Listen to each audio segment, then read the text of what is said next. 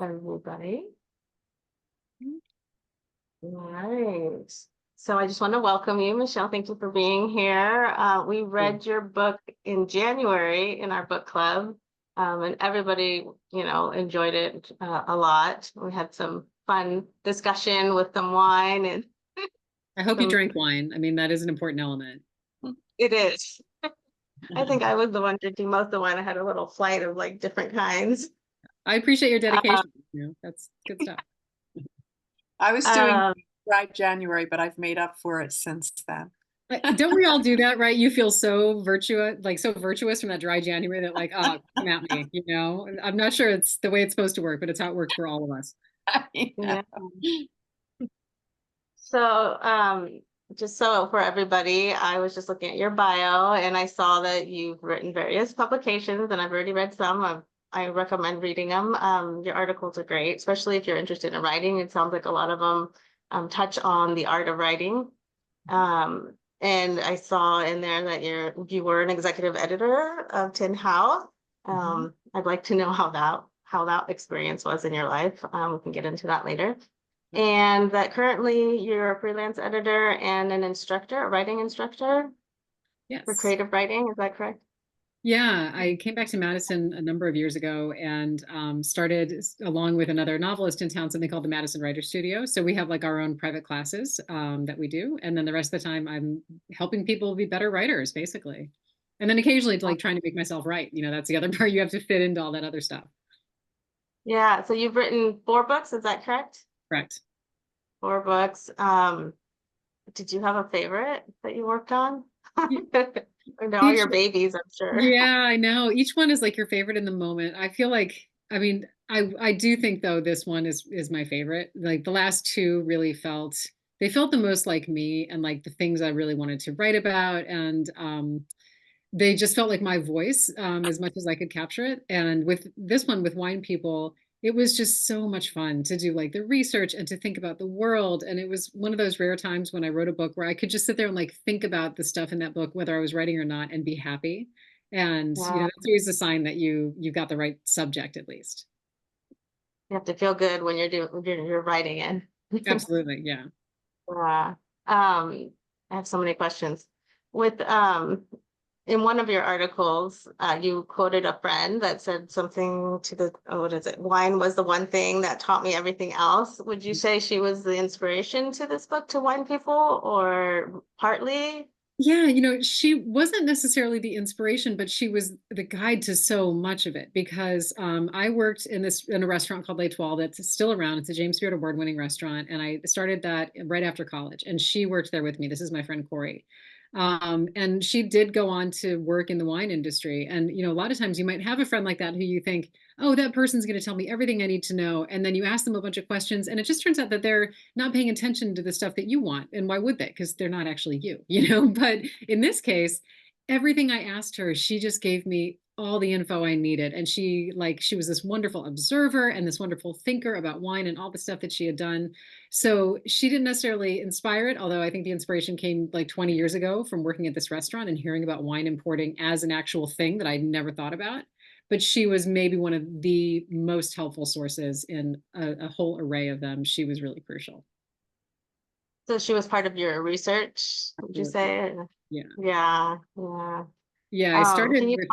with sorry, I was just going to tell you briefly about the research, but because that was like the first 6 months, I didn't write at all. I just talked to people and just asked anybody who would talk to me, and then finally went and visited another friend in the Central Coast of California, actually. And we did sort of a little mini wine tour with the three of us, including that friend Corey. And so the research was what told me what the story was going to be. I really didn't know at first. I just knew the world Okay. I wanted it to be in. Wow. Yeah, I was going to ask you how that research went. Like, did you have to try all the different wines and did you travel to all those places? Like, can you tell us more? Yeah, absolutely. So when I was in California, that sort of mini version that we did I was only there for like 3 days, but it felt like so much more. And it gave me so much respect for the actual work that like a real wine professional does, because I think we went to 5 or 6 wineries and, you go to a bunch in a day and you try a bunch of their wines. And by the end of that, like, you learn that I never wanted to spit wine. I always felt like, oh, that seems so wrong. And you're like, you have to, you Yeah. absolutely have got to do it. And so I learned how you have to do that. And I learned how quickly your palate gets so tired. I was tasting a fraction of what a wine professional would be tasting on one of these trips that the Mhm. characters describe. And I was exhausted by it, and I was just like, I'm cold and I'm tired and I'm sick of red wine. I just want some white wine, or I want something else to drink. And it was accidental that I learned so much from that about just that experiential feeling. I was just trying to get whatever I could, but it was so helpful. And then a lot of it was just me calling people and talking to people. And then when I was in Italy, I visited a few places there and was able to use that. So like the wine truck or the bottling truck that comes up in the Mhm. novel, that really was just serendipity that it happened to come trundling up the hillside while we were at one of the wineries. So yeah, a lot of it is just invented, but as much as I could, I tried to actually go to a place and be able to see it and picture it. Nice, nice. I imagine some of the foods, a lot of the foods that you mentioned, you might have come across them when you were working in the restaurant or just. I think so. I'm trying to remember any specific things, but yeah, I mean, that restaurant work was really foundational to just the way I live. I was there for like 3 years, and at the time I was like, I'm so happy being here that it doesn't matter that I don't think I'm ever going to own a restaurant or I don't want to work in a restaurant forever. I just wanted to be there thinking, for me, it's food really more than wine. But Mhm. it just really opened me up to all the stuff that you could do and cook and where you could go and that you could eat, that you could just go ahead and try all of these things. I think I had a feeling before that maybe I didn't get to do that somehow. Yeah, yeah. I worked in a restaurant for a little bit. I did culinary school and Mhm. I loved it. I Yeah. absolutely loved learning every day and I didn't mind like doing the prep of just the veg. Like I'm like Yeah. I'm so happy like paying so much attention to the detail of this one vegetable. Yeah. I think it takes a certain person to really enjoy that. It does. And it takes a certain person to be able to thrive in the restaurant business long term too, because that's the thing, right? It's as I'm sure you know, it's so different from just the pleasures of cooking. It's like this whole other Mhm. ballgame. And I think for most of us, after a while, we just get tired. Yeah, yeah. I'm definitely tired. Yeah. Um, let's see. Can you tell us more about like your character development and how you chose your characters? Mhm.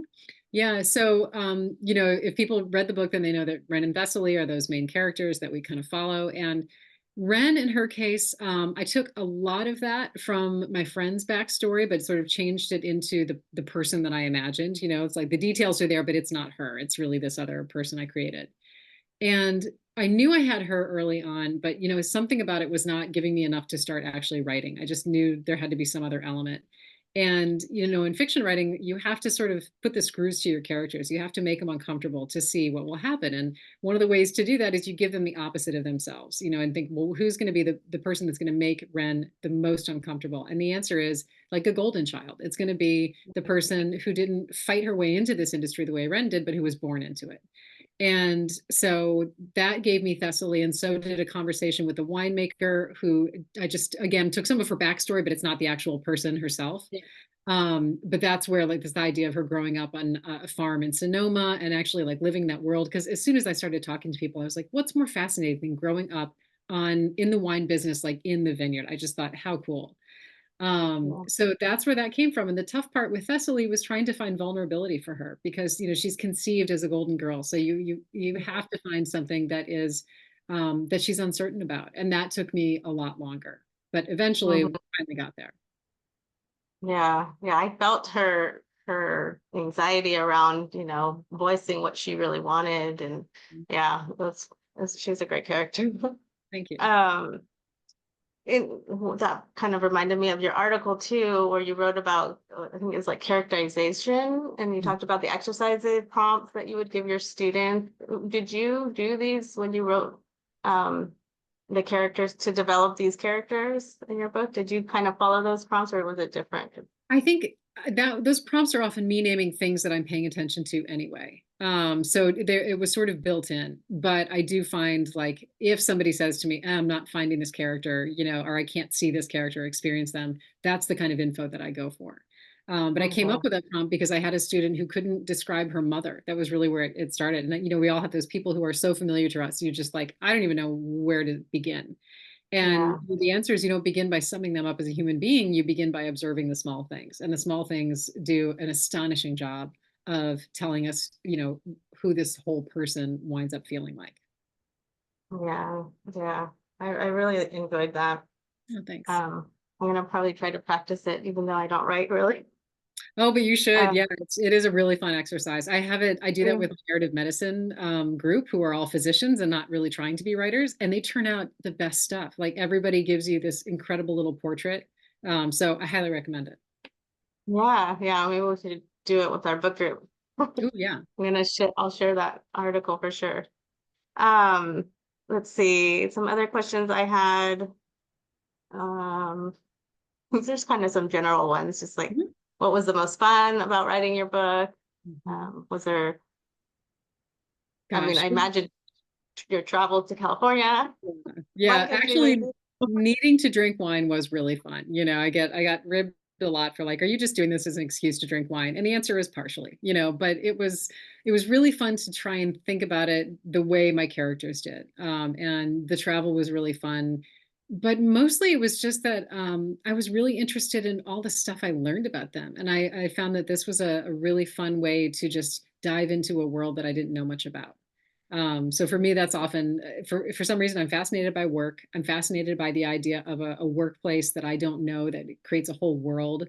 And so just being able to learn about all that stuff and being interested in every little thing I learned was terrific. Um, the other thoughts I was coming to my head as you're talking is you have female characters, and they're, the heroines of the story. Was that a hard decision, or did you just know right away you wanted your main characters to be female? I did. My last novel, Bread and Butter, is about three brothers who are working in the restaurant industry. And I really enjoyed writing about three male characters. I hadn't really done a lot of that before. I just tend to gravitate more toward female characters. And for Mhm. this, for some reason, I knew right away I really wanted to write about women. And I wanted to write about women and their ambition and their life in a professional workplace and what it's like to be a woman in a tricky male dominated workplace. And that was just always clear to me from the start that that was what I wanted to do. Yeah, it was great. And I think in our book club, we had a long discussion around that and people's Mhm. experience. So it kind of brought up other feelings for others in the group. So yeah, we enjoyed that. And I think it's Zibby Books, it's the publisher, and she does mostly, or they do mostly female authors, right? They And do. female. We were just at a big event in January, and they have a male author in the lineup now, and we were all just like, "Oh my gosh, everything's changing." But so I don't think it's nothing where they're like, "Oh, it's absolutely women." It's sort of Uh-huh. about what fits the voice, but it absolutely has started with mostly women. Yeah. And you got to do a great it was like a book retreat with her. Yes, the And book review was so fun. It was terrific. yeah, I saw that. So it's in Southern California, a cute little town. And you Mhm. guys did like yoga and like wine tours, right? All Yeah, we that. did yoga, we drank some wine, we had like a wine tasting. It was funny because, I've gone to a lot of writers retreats where you're there because you are a writer and you're there to take classes and do all of that. And the sort of genius idea with this is that a lot of people were writers, but a lot are not. A lot are readers, or a lot are like, this is actually the way I want a vacation, or this is the way I want to meet people. And Mhm. maybe because of that openness, there was none of the nerves and the uncertainty of being with a bunch of writers. We're all like, am I good enough? Am I okay to be here? Like it just was really welcoming and fun. And we had a Uh, really good time. I was reaching out to them. I'm like, oh, you need to bring it up north. Yeah, I know they should. Just tell them that they need another wine country one. And obviously wine people Yeah, has to. Yeah. yeah, for sure. I was trying to work on that. Um, oh, what one of my other questions I had here? Oh, it was on the touching on the topic of alcoholism. Mhm. Um, how did you decide to bring that in, into the story? Yeah, I didn't really want to because I've written about alcoholism before and I was kind of like, who wants to talk about that? But one of the Mhm. questions that I would ask everybody that I would, speak to in my research was, what are some of the big issues in this industry? What are the problems people run into? What are the great things? What's success? And over again, people said alcoholism. And I think I had thought in this really naive way that because people go into this as professionals, they somehow find a way to avoid it, you know? And in fact, they're not superhuman, like they're just normal people. And it's really hard to avoid it when you just have to drink this way all of the time. And you're in a world that is it's just naturally a really hedonistic world. That's just part of it. And so Mm, it's very common for people to kind of tip over into, an actual drinking problem. So it came up because I felt like it just had to after a while. yeah, yeah. Um, I think it was an important part, and I was actually kind of happy that she kind of was able to control it at the end. Right, But that's the it other was thing. It still, feels so unlikely, right? Because usually, I mean, I've seen my husband has been sober for 20 years. I've seen a lot of people who really need like to never drink again. But I also know some people who looked back and at their time in the wine industry and were like, wow, that was problematic drinking. And yet they were able to turn it around. And so, you never know, right? Which it is with any person. And I just didn't really want to get into writing about the whole sobriety thing yet. And I was like, I know yeah, that there are people who manage to turn it around if they do it early enough and they're not like, genetically predisposed or like a switch flipped. So yeah, yeah, that was why I just felt like that was what was going to happen for Thessaly. yeah. No, I thought that was great. Um, we do see that also in like in the food industry as well. A lot of substance Absolutely. abuse, Definitely. and it's a hard truth for sure. But it was nice to be included in there. Um, I I'm just stealing all the questions here. Deborah, did you have any questions too? I had a couple, yeah. So did you get the idea of the story and the plot by listening to your friend and she would talk about it and then you'd say, "Oh, that sounds like a great story to write about," or did it come to you and then you pursued the research with your friend? I think I got a lot of the plot just by talking to lots of people and thinking about what was going to happen. Because you don't know until you know the world in general, what are the things that they might deal with, which is what gives you can figure out what might happen to your characters, but you just don't know yet, like what will be the apparatus that reveals what their Mhm. internal transformation is. And I had to talk to people to figure out what that would be. Right. So it was through a combination of research with her and research with other people, and then just paying attention to the characters and trying to think like, what realistically am I driving them toward, and what are their choices going to lead them toward? So it's this kind of, I want to say it's organic, it's so nice, but it's also a really difficult thing that you get wrong before you get it right, So there were some plot holes that I tried to be like, oh, they'll do this, and then you write it, and it just feels dead, and you just don't keep it. So it's very experimental. Right. Yeah, and that's interesting because I guess I'm not a writer at all. I don't really know anything about the process, but to me, it seems like maybe you were in the business or something or a piece of it, and you were in the food industry, and that's what led to you thinking about it. But it sort of didn't come from that, I guess. Well, So that's it's interesting. kind of both actually, because I think the thing that stuck with me from the food industry was, the restaurant I worked at, the owner was married to a wine importer. And so Oh, that okay. was where I first experienced like wine dinners where the winemaker comes and talks about what they made. And I remember somebody saying, like, these guys are farmers, and I had never thought about that before. I thought like, oh, it's wine, it's very luxurious, it's very special, and it is, and it's also an agricultural product. And so that little idea of like, oh, this interesting tension stuck with me for like 20 years before I finally said, maybe I'll just look into it and just see what I find.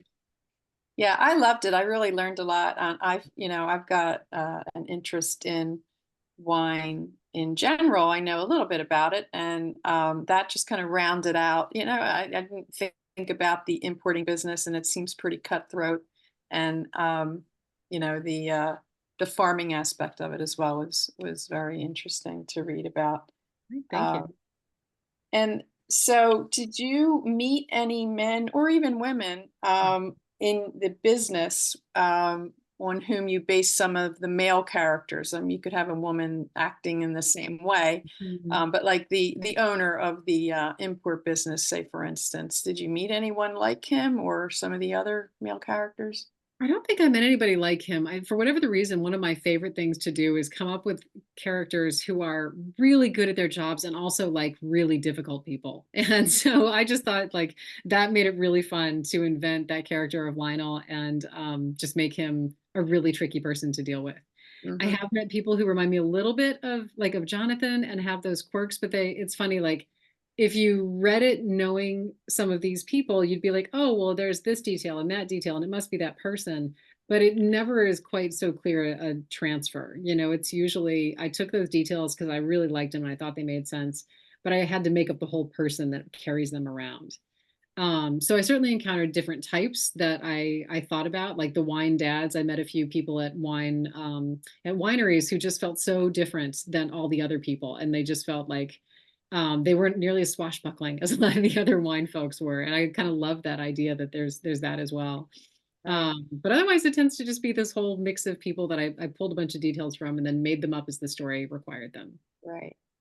Yeah, and I think each of those guys, and even the women, you know, you've been around long enough, like I have been. You've met all those types of people in whatever industry, you know, so you can relate to whatever industry they're in. We've all met a Gavin, I think, Yeah. before. We've all met a Lynn.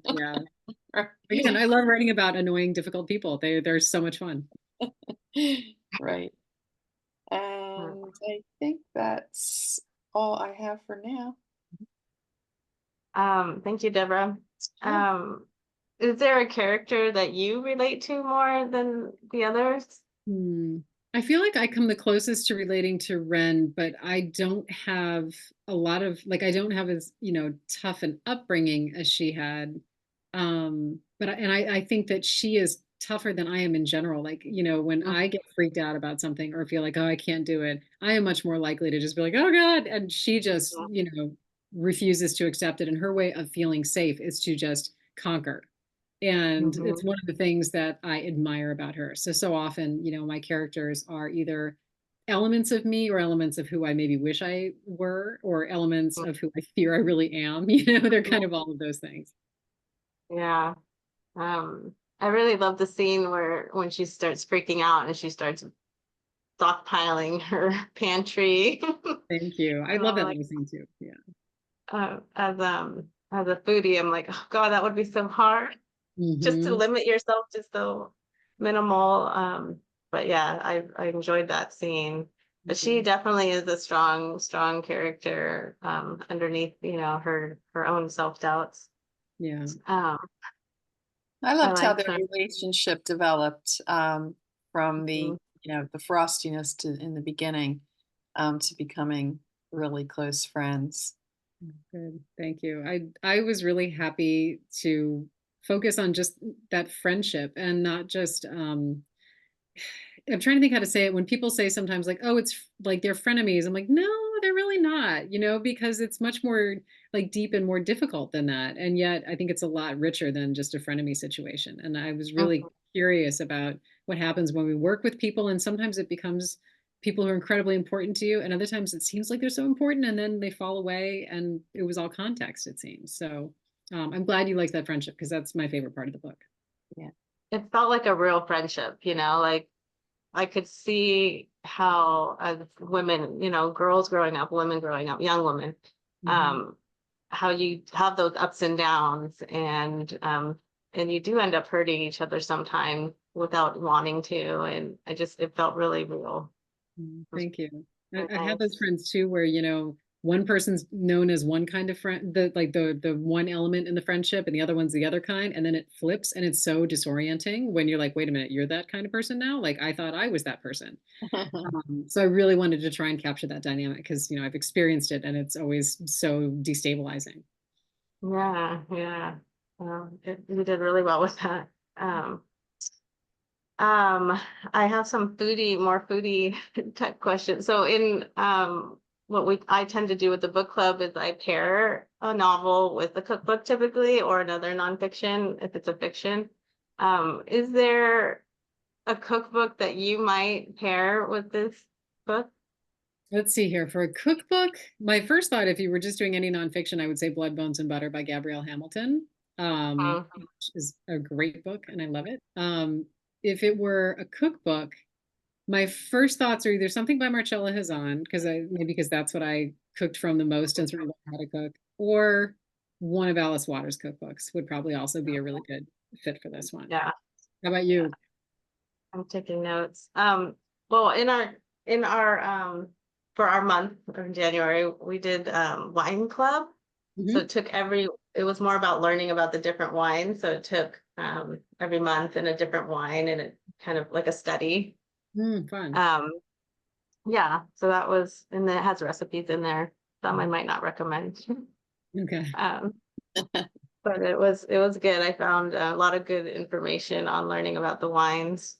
Um, which I think you said somewhere that you really like rosés, or was it just and then you wanted to bring that into the book a little So bit? I had forgotten about this because, now that rosé is like everybody's favorite thing, I suddenly remembered Yeah. that I got into dry rosé back before it was cool. And Uh-huh. I feel like it's, by the way, am I echoing? I suddenly hear an echo. Just me? Okay, I'll ignore it.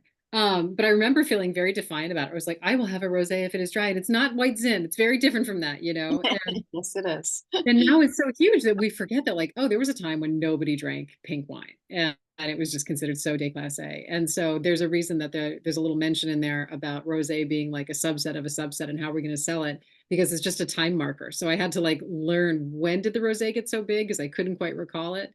And Mm. now it's one of my favorite things to drink. And I know we're all now drinking rosé all year round, and I'm very into that as well. Rosé all Yeah. day. I know, right? Yeah. All day, all year. When I worked at Kendall Jackson for a little minute, the chef there would tell me rosé all day, and he would serve like some rosé, and I was like, oh, I love the rosé. It was really good. It's wonderful, yeah, and it can But they do didn't so make many different things. it. One last foodie type question is on wine pairing with food. Do you have a favorite like go-to wine and food pairing? That's a really good question. Do I? Because I tend to be really agnostic about any kind of wine or food, just depending on like what am I eating, what time of year is it, what's going to go really well with it. Mhm. Um, and I'd say anything that goes well with champagne, is really going to make me happy. And it's kind of hard to find anything that doesn't go well with champagne. So Yeah. yeah, that's a Yeah, pretty easy one. champagne feels like you're celebrating anything, like too. Like, Yeah, that was yeah. one of my restaurant like revelations when I went to work at this place, where they were like, "Oh, and you could start with a glass of champagne." I was like, "You could start with a glass of champagne for like no reason?" It was like life-changing to me. Yeah, yeah. Okay, switching gears a little bit, I'd love to hear a little bit about your experience as an editor and the transition into not doing that. Well, you're still doing that freelance, right? Yeah, I don't know a lot about it. Yeah, Could you so share? I started as an editor when I was in graduate school. I started as an intern, and then I just sort of stuck around because it was a good fit, and I really enjoyed the work. And what I loved about Tin House, which was a literary journal, there's still the books, and there's still Tin House Workshop, which both of which are wonderful. The magazine no longer publishes. And Mm, what I loved about it was that our job was not to make anybody's work sound like us. It was that we were sort of voice driven. We were looking to find these stories and nonfiction and fiction and poetry that really express the writer themselves in as unique and forceful ways possible. So I spent almost 20 years doing that, and that included a lot of editing of food writing, because that was one of the things I first fell in love with at this job was, that we had a section about literary food and drink writing. And the thing that I noticed after I shifted into working freelance was that I was so much more tired, even though I was working the same number of hours. And I realized what it was that when you're editing for a literary journal, a certain element of your work is just screening, just, reading really lightly to see, like, is this the right fit or not? Because the numbers mean that a lot of it you just have to pass on. And as a freelance editor, you're not doing any of that screening, really. I mean, if you're really reading anything, you're digging in and thinking about it very hard. And now I've acclimated, but I just was stunned by the first few months. I was like, I'm so exhausted at the end of the day. yeah.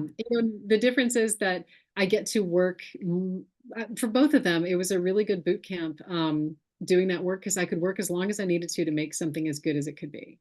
And Mm, that's really still my job. And so that's really gratifying. I don't get to say anymore, yay, we're publishing it, but I just get to tell them to tell me where it lands. Or sometimes I'm working with a book that's already under contract.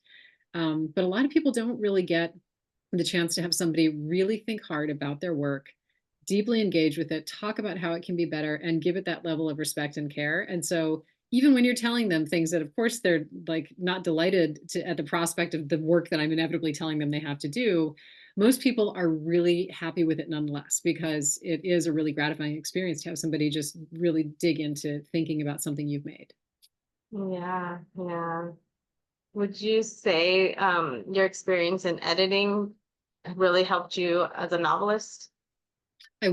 would. Yeah, it's helped in a few different ways. I mean, you have to be careful because when, early on, I noticed that like if I was starting a new project, I could not think about the fact that someday I would send it off and a bunch of editors like me would be sitting around a table discussing whether they wanted to publish it or not. Because if you think about that when you're first getting started, you'll just give up. You just have to shut that part off. But what is helpful is just some of the technical stuff, like thinking about the stuff that we would all say, like, well, it took us so long to even figure out what the story is about, things like that, that you can learn to try to answer for yourself before you send them out. It Mm, made me a lot more relaxed about getting rejected because I realized just how impersonal it is, how common it has to be because of the numbers. And I got better at not feeling like, oh, this means you should stop and never do this again, which is how I felt. Originally, I felt that if I got any kind of criticism, it must mean everyone's embarrassed for you. Please stop doing this. And I began to see it instead as like, oh, this is a story's a thing I make, and I can make it better, and I can do this, and I can do that. And I just got a lot calmer about it. So mm, that all helped really a lot. all right. Yeah, I can just imagine, trying to submit a piece and with all the emotions that involves. Yeah. It's It really never it hard. never fully goes away. Like, and now when you send out a novel, of course, like it's something you've been working on for years. So that's just as nerve-wracking. But at least if I send out like an essay or a story or something like that, you feel a lot calmer about like, okay, if it doesn't work for you, hopefully I can find somebody who it does work for. Because you know that question of fit is a lot more important than just thinking like, are you good or are you bad? Hmm. Do you have another novel in mind that you might be working on? I'm working on one. I'm just getting started. One of the things that I do is I am a writer in residence at a research institute that's part of the University of Wisconsin that's called the Wisconsin Institute for Discovery. And the reason I am there, even though I am not a science person, is that one of the things they like to do, in addition to being interdisciplinary between the various sciences, is they like to do a bridge between art and science. And so I'm there like 10 hours a week. And part of my job is to go around and just like bug scientists, see what they do in their labs, visit the seminars, all of that stuff. And so out of that has come the beginnings of another novel that I'm just getting started on, especially because, like the Wine People tour and everything was taking up so much of my attention that like only now am I like, I think I can start using that part of my brain again, and it feels really good to think because every time you're like, can I even do this again? Like, will it even work? And so it's still really early and I'm going to try a few different things, but it feels really nice to be thinking that way again. Will it also be fiction? Do you feel like Yes. are all your novels fiction? They are. And I've had people say like, oh, you should write a food book or a memoir. And I would love to, but I don't know exactly what I would focus on. So maybe someday I will think of it. But in the moment, I still haven't done it. I just do the occasional essay about food. Do you envision this next novel having some food element also, or? I mean, I'm of the Lori Coleman school where like if people are going to eat, you've got to tell them what they're eating. And that's always important. But I don't think it'll focus on it. I think the way that it might come in is actually maybe more about because it's thinking about wellness and some of the sort of more snake oily elements of the wellness industry, and in that is a lot of body image and what we tell people they should look like. What we say is for health, but really we mean thinness, things like that. So Yeah. we will see. How exciting! That's exciting.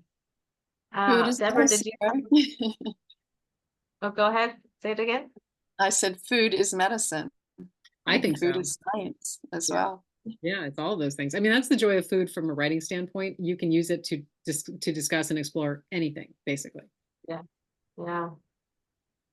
So for everybody that's going to see this video later, where can they follow you? I don't know. You're on Instagram?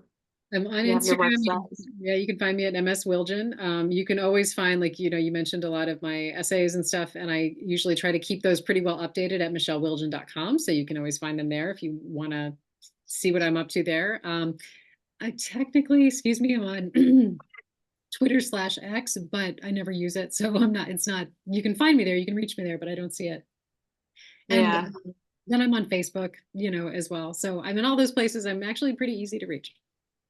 Nice. Thank you so much. And I'm definitely going to read more of your essays and your articles. Oh, thank I'm you. really enjoying them, and I'm going to share them with our group. And Deborah, did you have any last questions? I don't think so. Well, thank you so much, Deborah, too, for being here tonight. And My Michelle, of pleasure. course, it's been such a pleasure having you. I know we're on different time zones, so I really appreciate you being here in the late hour. It's my pleasure. Thanks for having me on. And Thanks for having so many great questions. I appreciate it. yeah, I really enjoyed the conversation, and I look forward to more of your work. Thanks so much. You guys have a good night. Thank you. You You too. too. Bye-bye. Bye.